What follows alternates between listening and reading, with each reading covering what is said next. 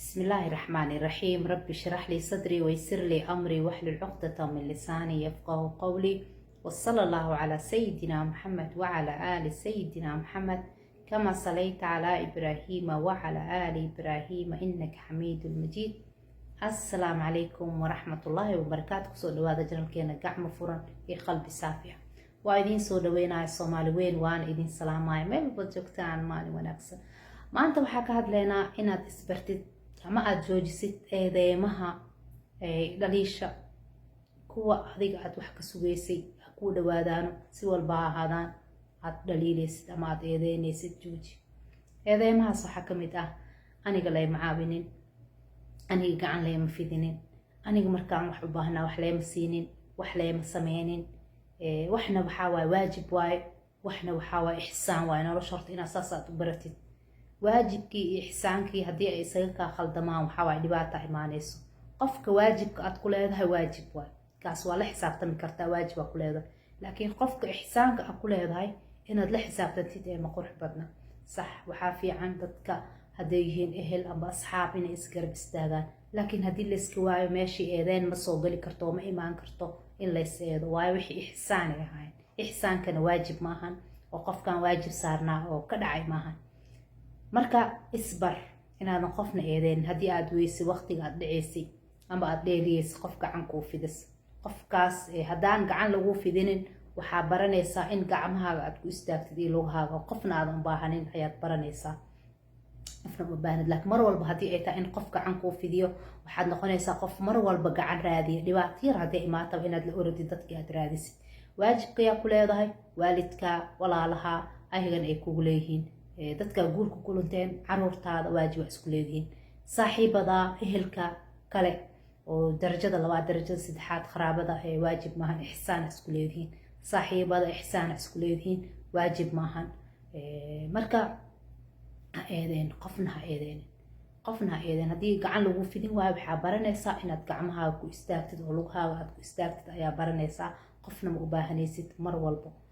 waana ceeb inaa mar walba aad qof u baahatid, waayo adduunka qof walba naftiisa ayuu u nool yahay. isbar, isku sheeg qof walba in naftiisa uu nool yahay. qof walba ilaahay subxaana watacaala uu siiyey muhiimad iyo maxaa ahayd muhiimad iyo mashaakil asaga ku filan oo qaasa oo xalin u baahan. guur walba oo xiran waxaa waaye wuxuu haystaa wax asaga uu ku mashquulsan yahay. qof eber ma jirto. marka dadka ilaahay uma qalqin adiga probleemkaaga inay xaliyaan. horta naftaada taas u sheeg. qofna ha uga caroon hadduu kusoo garab istaagi waa. kaliya naftaada u sheeg dadkan ilaahay uma qalqin in aniga probleemkeyga ay xaliyaan. waa inaad tiraahid, waa inaan aniga noqdaa qof asiga arrimihiisa xalista oo maxayd lugihiisa ku istaaga. waa inaan noqdaa, waa inaad tiraahid. kii kusoo garab istaagana mahadsanid. marka maxaa waaye haddii lagu soo garab istaagi waayo macnaheeda maa in wixii habaa-an ay iska noqonayaan oo eber iska noqonayaan. xaasha lilah. hal jazaau lixsaan ila lixsaan waay.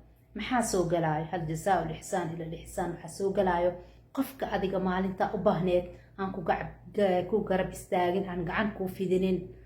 gacan fidinta mararka qaar maha wax siin maaha, mararka qaar xoog siin maaha, mararka qaar hadal waa hadal macaan xataa u baahneed kaala baqiilay aan ku dhihin heblaayo amba hebel anigaa ku garab istaagan.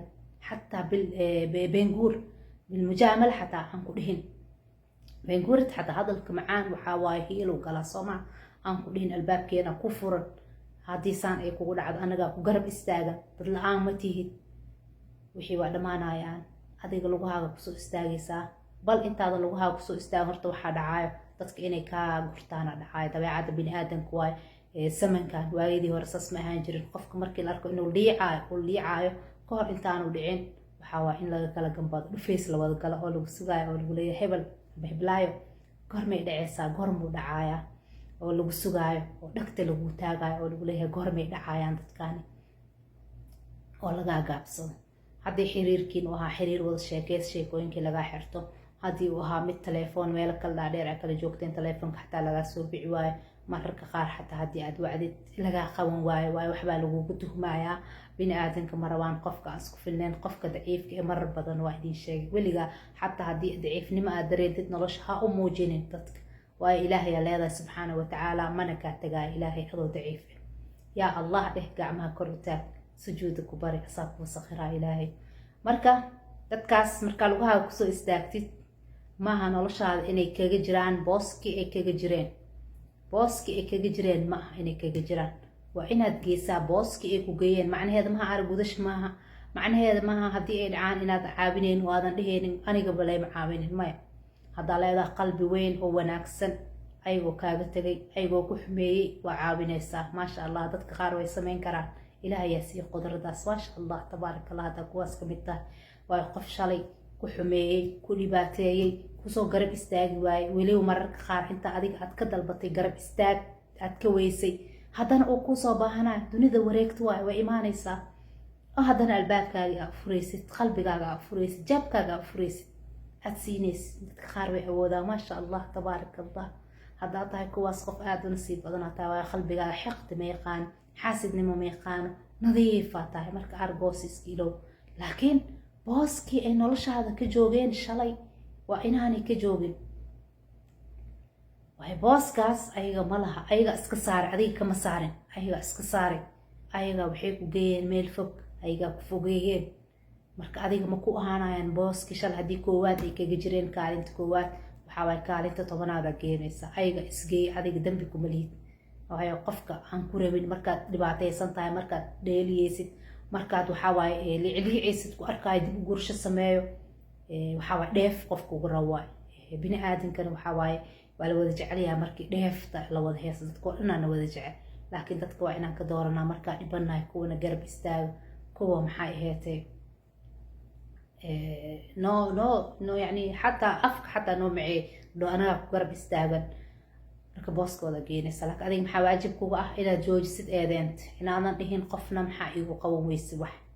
cudurdaar u samee, cudurdaarkooda sii. xataa haddii cudurdaarka adiga aad siinaysid aanu ahayn oo ayaga ay awoodeen, dadka qaar waa ogtahay inay awoodeen, laakiin ay kas u sameeyeen. xataa cudurdaarkooda u samee. asbaab ayaa koos garaysa. mararka qaar waxaa laga yaabaa asbaabta inay tahay inaanay dooneynin in lugahaaga aad ku istaagtay, laakiin ayaga waxba kuma dhimi karaan, waxna kuma siin karaan. inay kugu sugaayeen fursad ay kugu arkaan adigoo daciif ah mararka qaar, oo fursadaas aanay dhumineen inay tahay laga yaaba. marka cudurdaar u samee. mar walba waxaa waay cudurkooda sii. hana ku mashquulin inaad maxay ahayd ka carootid, hana ku mashquulin inaad maxay ahayd aad tiraahd saan layma yeelin, waayo dadka ilaahay uma khalqinin adig wax kuu sameeyaan. qof walba noloshiisa iyo naftiisa ayuu wuxuu ugu jiraa halgan. adigana taada la halgan, taada la dagaalan, taada la dadaal. markaa noloshaada ku mashquul. haddaan gacan lagu fidin, waxyaabaha faa'iidada laga hela waxaaba ka mid ah markaa gacan weysid inaad baratid ama aad gaartid isku filnaasho nololeed. haddaad weysid gacan ku garab istaajisa ay ku qabata, markaa weysid maxaa imaanayo? inaad noqotid qof isku filan oo aadan qofna ku tashin. waayo ana shalay aan soo dhacay, daraadan soo dhacay, qof isoo qabatay mar lugahaygan ku istaagay. marka waxaad noqonaysaa qof adag oo nolosha aan u liicin oo aadan u jabin. waxaa baranaysaa inaadan baliicin marka kaleente. waayo taxadiraa sameynaysaa. dhicitaankii xanuunkiisaad og tahay, dhibka uu leeyahay inaad kaliga aad istaagtid aad og tahay, dhibka garab la-aanta ay leedahay aad og tahay. marka waxaad bilaabaysaa inaad isku tashatid, inaad hantidaada ku tashatid, inaad caafimaadkaaga ku tashatid, inaad caqligaaga aad ku tashatid, inaad waqtigaaga aad ku tashatid ayaa imaanayso. waxaa bilaabanaya marka waqtigaaga inaad baratid qiimihiis, inaadan siinin qofka u qalmo mooye qof kale aan siin. waxaa bilaabaya inaad baratid lacagtaada qiimeeda, riyaalka ama shilinka aad haysatid, inaadan siinin qof u qalmo mooye qof kale aadan siinin. waxaa imaanaya isku filnaansho ayaa imaanaya. marka qofna ha eedeen, una mahad celi. mar walba waa loo mahad celiyaa kuwa ku dhibaateeyo iyo kuwa ixsaanka aad ka sugaysay, amba walaal ha ahaado amba saaxiib ha ahaado, inay ku garab istaagaan ay ahayd adiga aa umaleynaysa waajib, laakiin waajib maaha, ixsaan waaye. ixsaankii ay sameyn waayeen waxaad leedahay mahadsanidin aniga sababtiina. ilaahay subxaana watacaala horta wuxuu ii keenay, ilaahayaa ku mahadsan inaa idin bartay ahayd. tan labaadna sababtiina aniga qofka aan ahay ayaan ku noqday. waana ku mahadsan tahay daawashadaada iyo waqtigaaga qaaligaada siisay. videogan video xiga intaan ku kulmi doono waxaa idinkaga tegayaa. wassalaamu calaykum waraxmatullaahi wabarakaatu.